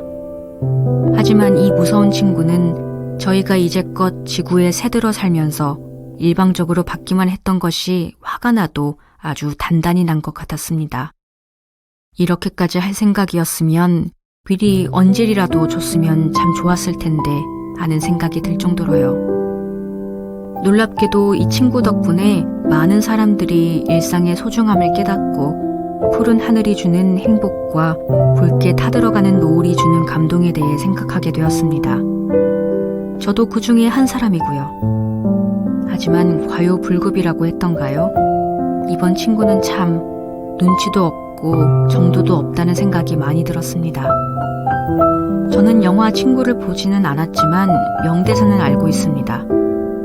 고마해라, 말 묵었다 아이가. 계절이 8번이나 바뀌어버린 지금 눈치 없는 이 친구에게 가장 해주고 싶은 말이 아닐 수 없습니다. 당신과 함께 쓰는 일기. 계절이 바뀔 때마다 나는 특유의 냄새를 좋아합니다. 비록 마스크를 쓰고 있어도 그 냄새는 마스크를 뚫고 코를 자극합니다. 8번의 계절이 바뀌는 동안 우리는 마음의 창을 열어두었지요. 하지만 우리는 마음의 문을 닫았습니다. 그래서일까요? 8번의 계절이 바뀌는 동안 하늘은 점점 맑아졌습니다. 하지만 사회는 점점 어두워졌습니다. 부디 9번째 계절이 오길 기다립니다. 이제 그만 마음의 문을 열었으면 좋겠습니다. 9번째 계절이 오면 하얀 눈을 닮은 치아를 드러내면서 안부 인사를 하고 싶습니다. 그동안 고생하셨노라고, 저는 잘 지내고 있었노라고, 보고 싶었노라고. 2021년 10월 31일 강대호 드림. 차도아 시인께 답장을 보내드립니다. S님의 답장. 차도아 작가님께. 안녕하세요 작가님. 차가운 바람과 쌀쌀한 공기가 숨막히던 지난 여름의 더위를 마치 꿈만 같다고 생각하게 만드는 요즘입니다. 갑작스러운 추위에 적응 잘하고 계신가요? 더위가 지나고 가을에 익숙해질 쯤 되니 연말이 코앞이네요. 시간의 속도 무섭습니다. 저는 요즘 정신없이 지냅니다. 바쁘기도 조금 바쁘지만 마음이 심란해서 더 정신없이 느껴져요. 꽤 오랫동안 하던 서비스직을 관두고 새로운 일을 시작하려고 컴퓨터 디자인을 2달 전부터 배우고 있어요. 컴퓨터 디자인에 원래부터 관심이 있던 건 아니고 새로 무언가를 시작하려는데 할 줄 아는 게 없고 대학 때 전공한 음악은 너무 쉬워버리는 바람에 제 것이 아니게 되었고 물론 전공 때도 재능은 없었어요. 이것저것 찾아보다가 나름 접근이 쉬운 시각 디자인을 선택하게 되었는데요. 배우면 배울수록 영 저에게 맞지 않는 분야라는 생각만 들고 그로 인해 마음이 갈팡질팡하다 보니 마음의 여유라고는 없네요. 사회에서는 적지 않은 나이로 분류되는데 제 몫을 해내지 못하는 것 같아 불안함이 커져가요. 어릴 때는 꿈도 확실하고 하고 싶은 것도 많았던 것 같은데 지금은 그런 게 하나도 없어요. 어떻게 이럴 수가 있을까요? 하고 싶은 게 없는데 뭔가를 하긴 해야 하고 느긋하게 찾을 수도 없고 그 사이에 낀 저를 원망하는 날들도 있어요. 그러기 싫은데 말이죠. 지금이 지나가고 제가 다시 서비스직으로 돌아가거나 새로운 분야의 직장을 갖게 되면 이 불안은 좀 나아지겠죠? 시간이 지나고 돌아보면 어떤 형태로든 애써주는 내가 있어서 그럭저럭 괜찮을 텐데도 또 사건 안에서는 벌벌 떨게 됩니다. 나를 믿지 못해서일까요? 소심한 저는 담대하고 용기 있는 사람들이 그저 부럽기만 합니다. 저는 최근 건강 상태가 별로예요. 체하고 두통에 감기 기운까지 이번 주는 정말 최악이네요. 오늘도 미열로 하루를 시작하고 있어요. 몇 년 전에 한번 심하게 위염을 앓은 뒤로 가끔 이렇게 체하곤 하는데요. 먹는 걸 좋아하는 저로서는 너무 고통스러운 증상이에요. 일단 하루 한 잔 이상은 꼭 먹어야 하는 커피부터 위에 너무 부담이어서요. 근데 또 안 먹느냐 하면 그렇지는 않아요. 자제 정도는 해보려고 하는데 커피 놓기가 쉽지 않아요. 더 나이 들면 후회하려나요? 먹지 않아도 후회할 것 같아서 일단 하루 한 잔 정도로 타협을 보고 있어요. 맵고 짜고 튀긴 음식을 좋아하는 저는 위험을 가질 만한 충분한 자격이 되기 때문에 이번 주에 다시 만났는데요. 아프고 불편하기 때문에 일단은 조심할 생각입니다. 세상엔 맛있는 게 너무 많은데 먹으면 안 되는 음식들이 더 많아요. 그런 생각만으로도 급격하게 슬퍼져 버립니다. 체한 게 다 낫는다면 매운 떡볶이를 먹고 싶어요. 밀떡으로요. 위염은 관리가 정말 중요하다고 하는데 커피와 떡볶이만큼은 헤어지기 힘들 것 같습니다. 진짜로. 안부라고 하니까 말이에요. 어느 순간부터 정말 안부를 안 묻고 사는 것 같아요. 저는 20대가 정말 죽을 만큼 힘들었는데 내가 너무 힘들고 비참하니까 사람을 안 찾게 되더라고요. 그렇게 30대를 맞이하고 조금 나아지니까 그때는 안부를 묻지 않고 사람들과 멀찍이 떨어져 지내는 게 익숙해져서 또 안 물어보게 됐고요. 물론 가끔씩은 안녕한지 묻곤 했지만 정말 주변을 살피지 않는 게 너무 익숙해져 버린 거예요. 사실은 도망친 거였거든요. 나를 알고 있는 사람들로부터, 더 세밀하게는 나를 알고 있으면서 나를 모르는 사람들로부터요. 도망친다고 도망이 쳐지는 것도 아닌데 그렇게 하면 괜찮아질까 싶어서 힘써 외면해 왔었더라고요. 그래서 사실 편한 것도 있었어요. 구태여 나의 상태를 설명하지 않아도 되고 그걸로 괴로움을 쌓지 않아도 되니까요. 잘 도망치고 있다고 생각했는데 어느 순간부터는 내가 어떤 상태인지 설명하는 게 어렵게 느껴지더라고요. 내 마음을 모르겠어요. 전엔 안 그랬는데 이상하게 잘 안 보이더라고요. 사람들과 거리를 두며 멀어질 때 그 사람들 사이엔 어쩌면 나 자신도 있었나 봐요. 보기 싫고 알고 싶지 않고 돌봐주고 싶지 않았던 것 같아요. 그래서 작가님의 편지를 받는 지금도 나의 안부를 떠올리면 무엇라 말해야 좋을지 감이 오질 않아요. 바쁘고 미래에 대한 막연한 걱정들은 많지만 그걸 빼면 그냥 텅 비어있는 것만 같아요. 아니 오히려 텅 빈 걸 감추려고 막연한 불안함을 부풀려 채우는 것 같기도 해요. 너무 오래 나의 안부를 묻지 않은 탓일까요? 나는 나로부터 도망칠 수도 없는데 말이에요. 잘 지내냐는 물음에 그렇다는 대답밖에 떠올릴 수 없는 날이 왔으면 해요. 잘 지내기 위해 살아내는 보통의 하루하루가 주는 힘이 작지 않다고 생각해요.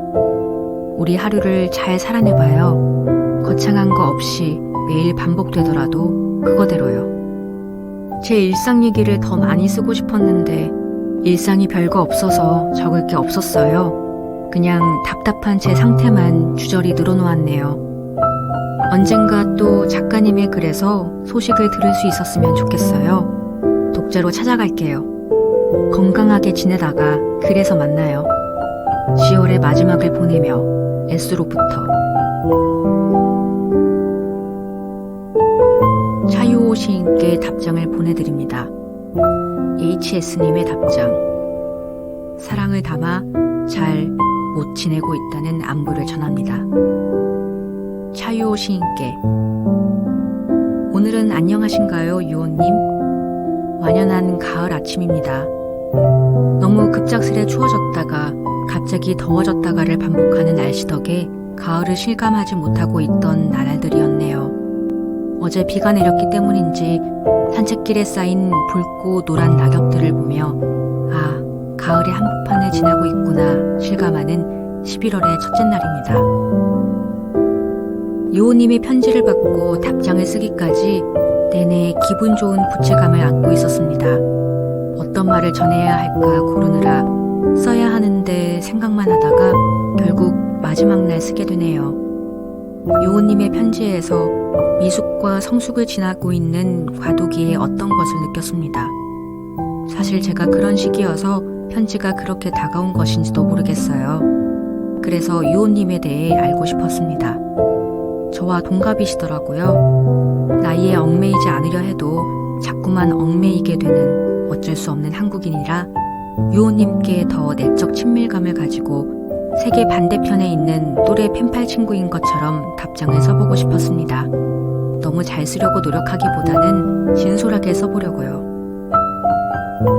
잘 지내고 있는지 물음을 주셨죠?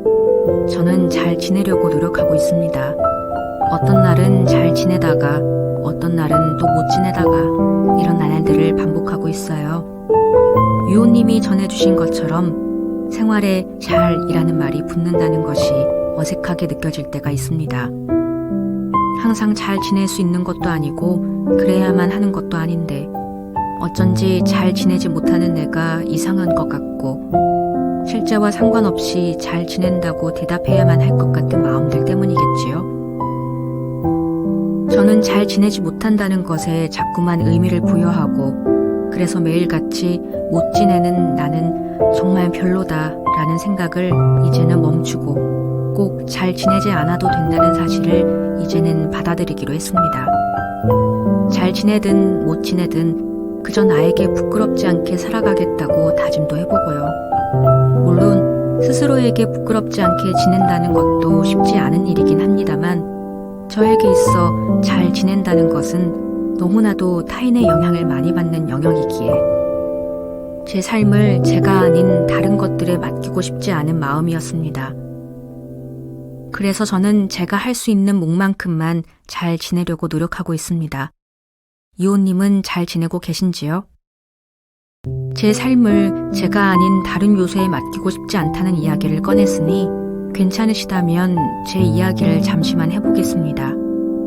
저는 내내 제 자신을 사회의 틀에 끼워 맞추는 삶을 살아왔습니다. 스스로를 사랑하지 않았고 저의 존재 가치를 알지 못했기 때문에 자꾸만 타인에게서 제 가치를 증명받으려 발버둥을 쳤습니다.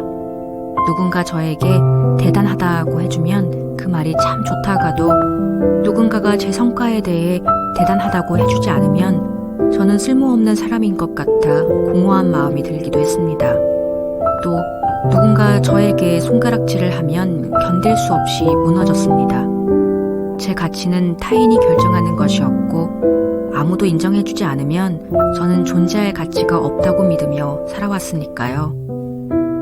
그렇게 아등바등 일하고 몸이 망가져도 일하는 와중에 공부하고 성과를 내고 칭찬받고 다시 성과를 내고 칭찬받으며 살았습니다.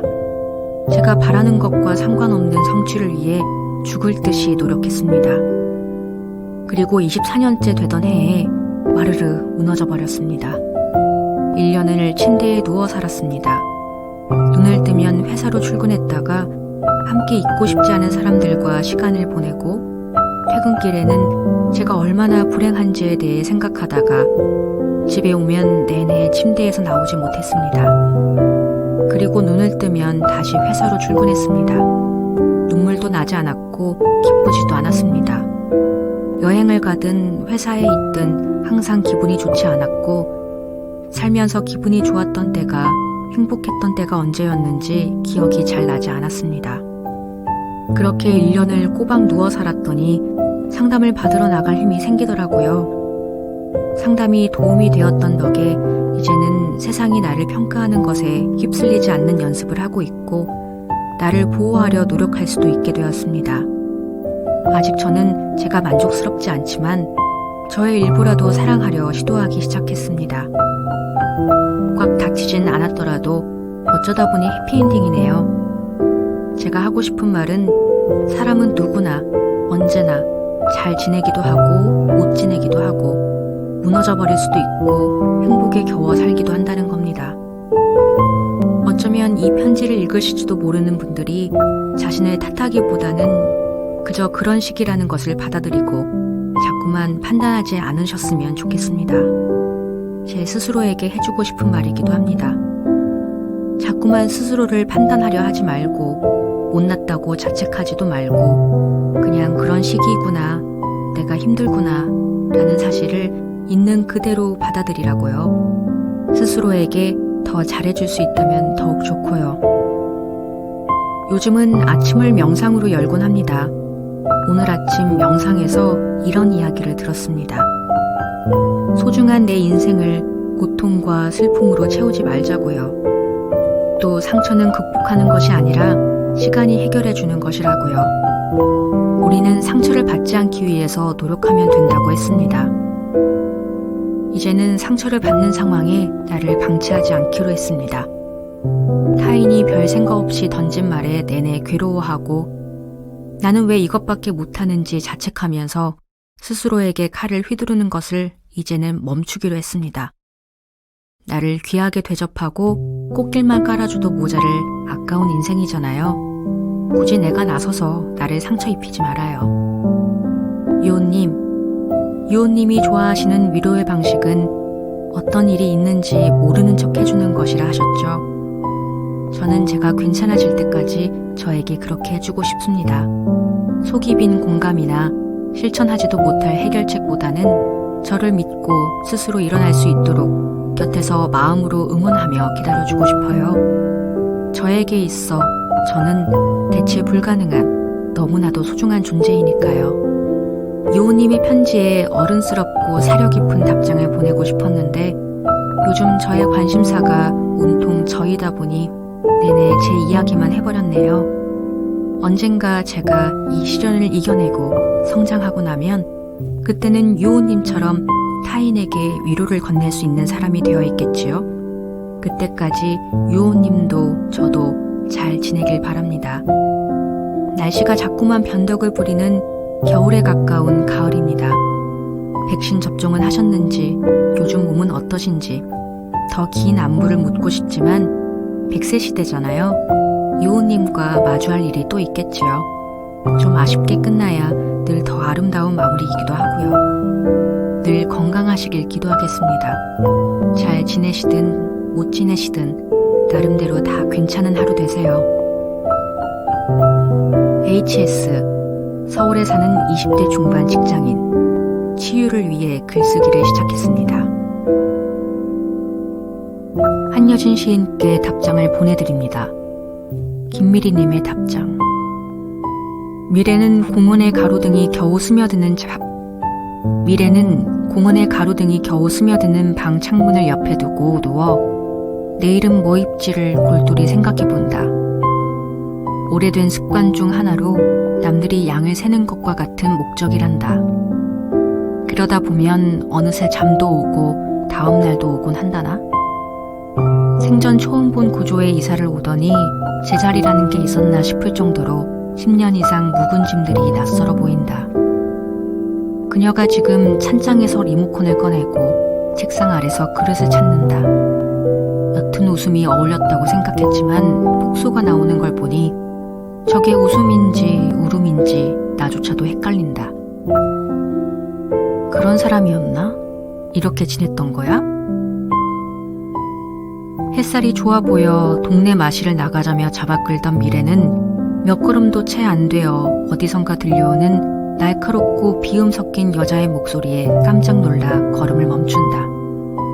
실장님! 고개를 들지도 내리지도 않은 채 한 걸음도 움직이지 않는다. 누가 봐도 왜냐고 물어야 할 것 같았다.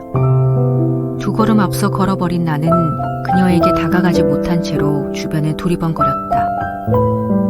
가자 하며 그녀가 세 걸음 다가왔다. 갑자기 방귀가 나와서라며 눈을 똑바로 쳐다보고 웃는다. 집 앞 5분 거리의 천원샵에 들러 작은 접시 하나를 집었다 놓았다를 45분은 한 것 같다. 잠깐 나오자며 뭘 사고 싶은 거야. 아, 그런 게 있어.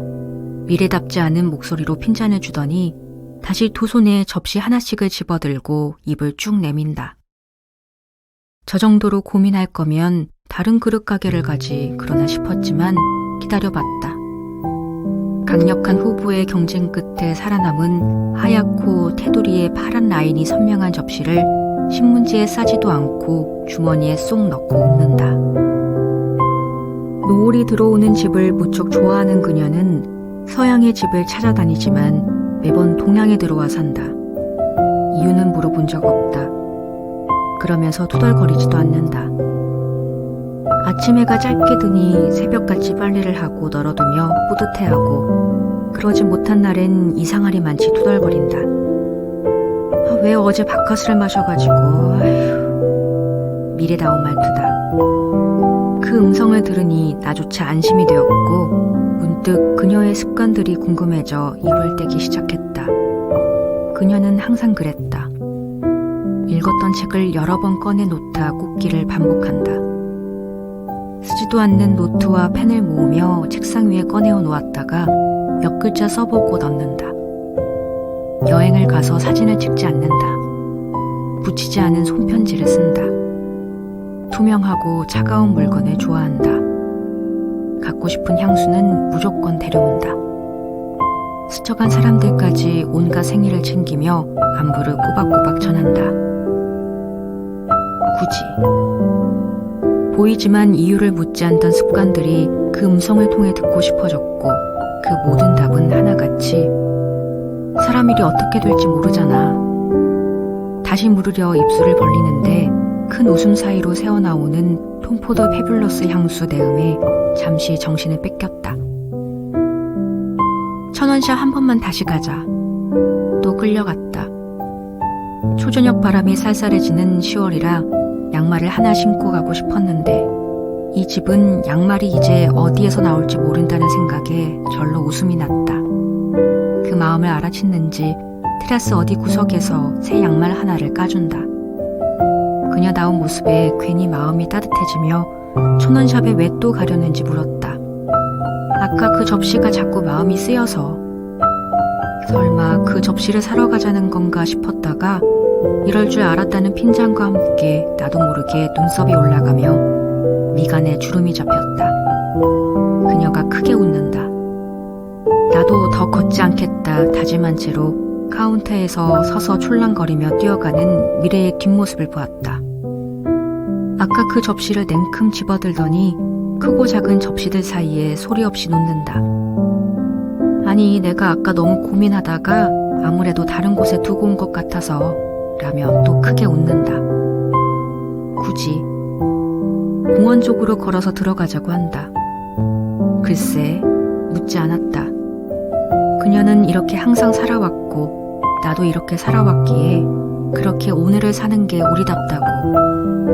황금 잉어빵을 하나씩 입에 물고 꼬리부터 먹냐, 머리부터 먹냐, 몸통부터 먹냐를 아웅다웅거리다가 인스타그램 스토리에 부메랑 기능을 써서 업로드하며 깔깔 웃는다. 미래는 3년 전 실연으로 힘들어했던 내게 돌아갈 수 있는 날들은 많다는 말을 해준 적이 있다. 그때는 뭔가 있어 보이는 그 말이 괜스레 위로가 되고 후회하지 말라는 말로만 이해했던 것 같다. 하지만 오늘 그 진짜 뜻이 무엇인지 알아냈다. 낯섦이 가득한 수수께끼 같은 집에서 본 미래는 돌아가고 싶은 날들과 살고 있었다. 같이 갔던 보성 회천읍 회정리에서 주워온 돌멩이와 시인 친구에게 부탁해받은 오류 고아라 해변의 돌멩이를 접시에 올리고 처음 본 듯한 쓸쓸한 옆모습에 코가 시큰거렸다. 지금도 돌아가고 싶은 날들과 마주하며 안부를 묻는 그녀를 꼭 안아주고 싶어 다가갔다. 그녀는 아무 소리도 움직임도 없었다. 기다려봤다. 접시가 너무 딱 맞지 않냐면서 웃는다. 난 입술을 한껏 오므리며 크게 웃었다. 2021년 10월의 마지막 밤에 김미리 드림. 잠깐 멈춰있는 나날을 보내고 있는 김미리. 황종권 시인께 답장을 보내드립니다. 제이님의 답장. 안녕하세요, 시인님. 시인님의 편지를 처음 읽었을 때는 뭔가 수신자가 제가 아닌 편지를 읽어버린 느낌이었어요. 그리고 다시 찬찬히 여러 번 시간이 날 때마다 읽어보았답니다. 여러 번 읽고도 묘하게 불편한 느낌이 사라지지는 않았는데 그건 아마도 시인님께서 따님을 사랑하는 마음 같은 마음을 제가 저희 아버지에게서는 느껴본 적이 없어서라고 생각했습니다. 사랑이 없었다고 할 수는 없겠지만 주는 이가 주고 싶은 방식과 받는 이가 받고 싶은 방식이 너무도 달랐고 그 다름의 타협점을 여태 찾지 못했기 때문입니다. 초면인데 이런 얘기를 하는 게 뭔가 죄송스럽기도 하고 스스로도 편하지는 않지만 그래도 저의 답장의 시작은 이 얘기여야 할 것만 같았습니다. 아무튼 여러 번 편지를 다시 읽으면서 시선과 마음이 머무는 몇 개의 문장이 있었어요. 노력해도 바뀔 수 없는 세상이 있다는 걸 알아버렸기 때문일 거야. 노력해도 바뀔 수 없는 세상을 알아버렸을 때 울음이 터지셨다는 말에 너무도 공감이 되었어요. 사실 저는 제가 노력해도 바꿀 수 없는 세상은 어느 누구도 바꿀 수 없다고 생각한 편이었고 울음보다는 차라리 바뀔 수 없는 세상을 떠나는 것만이 정답이라고 생각했습니다. 그때의 저에게 노력해도 바뀔 수 없는 세상이라 함은 모두가 잘못되었다는 것을 알고 있음에도 다들 그렇게 하니까 나도 그렇게 한다는 사고가 당연해진 지금 제가 살고 있는 한국 사회였고 틈만 나면 한국이 아닌 다른 나라로 떠나려는 생각을 가지고 학창시절을 보냈던 것 같아요. 그렇게 대학생이 되고 저에게는 유토피아 에티오피아 같은 나라로 떠났고 운이 좋게도 2년 정도를 그곳에서 살 수 있게 되었습니다. 1년씩 2번을 나갔다 왔는데 처음 1년을 다녀왔을 땐 다시 돌아온 한국이 예전보다 더 숨이 막혔고 2번째 나갔다 왔을 땐 한국이 조금은 바뀌었다고 생각했습니다. 많은 것들이 바뀔 수 있는 시간이기도 했고 아마도 저 스스로도 바뀌었기 때문일 거예요. 시인님의 편지에서 노력해도 바뀔 수 없는 세상은 제가 방금 말씀드린 세상과는 다른 정말로 개인이 어떻게 바꿀 수 없는 지금 현재의 상황이라는 걸 알고 저희가 코로나 이전의 상황으로 바꿀 수는 없겠지만 앞으로의 날들을 조금 더 나은 방향으로 바꿀 수 있지는 않을까요? 라는 얘기를 드리고 싶었어요. 저는 요즘 그런 확신이 조금은 생긴 것 같아요. 제가 바뀐 만큼 제 주변의 사람들도 바뀌었고 그들로부터 그들의 주변도 바뀌었을 테고 그렇게 조금씩 바뀌어 가다 보면 언젠가는 바뀌지 않을 것 같았던 것도 바뀔 수 있지 않을까 하는 그런 확신이요. 물론 시간이 많이 걸리겠지만 그렇다고 무의미한 일은 아니라고 생각해요. 당장 제가 그 바뀐 세상을 못 보더라도 윤수리의 친구들이 바뀐 세상을 만날 수 있다면 하고 생각하곤 해요. 나무도 자신을 믿어주는 사람 쪽으로 그늘을 들이우고 새를 들어앉히고 바람을 불러준다는 것을. 또 다른 한 문장은 믿어주는 사람에 관한 문장입니다. 윤수리가 이팝나무 같은 사람으로 자랐으면 한다고 하셨는데 왠지 그럴 수 있을 것 같았어요. 믿어주는 사람이 있다는 건 정말로 큰 행운인데 시인님께서는 정말로 윤수리를 믿어주는 아빠이자 어른이실 것 같아서요. 저는 이상하게 누가 저를 혹은 저에 관한 어떤 것을 믿는다고 하면 그 말을 단번에 잘 믿지 못하는 사람인데 그 말을 믿기까지는 꽤 오랜 시간이 걸리고 그 긴 여정 중에 한 번이라도 그 믿음에 어긋나는 사건이 생기면 거봐 그럴 줄 알았지 하고 생각해버리는 고약한 심보를 가졌답니다. 이런 요상한 방법으로 상처받지 않으려고 부단히 노력했던 것 같아요. 근데 나무가 믿어주는 사람 쪽으로 그늘을 들이우는 것처럼 사람들도 자신의 믿음을 믿어주는 사람에게 또 다른 믿음을 가지게 되잖아요. 지금까지의 요상한 방법으로 누군가가 내게 주는 믿음에 철벽을 쳐왔던 저는 그렇게 해서 상처를 덜 받은 것도 맞지만 그만큼 저에게 힘이 되어줄 믿음 또한 많이 놓쳤던 것 같아요. 시인님께서 편지를 쓰셨을 땐 어떤 답장을 받게 될 거라 생각하셨는지 문득 궁금해졌어요. 아마 저의 답장은 예상 밖의 답장이겠죠? 저도 답장을 적으면서도 이게 무슨 답장인가 생각했어요. 저는 아마도 16년에 처음으로 한국이 아닌 곳에서 가을을 맞이한 후부터 가을의 아름다움에 대해 이해하게 되었고 가을을 좋아하게 된 것 같은데 가을의 아름다움을 알게 된 지 얼마 지나지 않은 17년 가을부터 참 호되게 가을을 알았던 것 같아요. 매번 다른 이유로 가을이 아프고 힘들었는데 그럼에도 가을의 볕이, 색이, 바람이 가을의 모든 것이 너무 예뻐서 더 힘들었던 것 같아요. 근데 2021년 올해 가을은 6년 만에 아프지 않고 예쁘기만 한 가을인 것 같아요. 사실 아프지 않은 건 거짓말이고 이번 가을도 역시나 이겨내야 할 것이 있는 가을인데 그래도 이번 가을은 도망치고 싶지 않았던 가을이라고 얼마 전에 어딘가에 적었어요.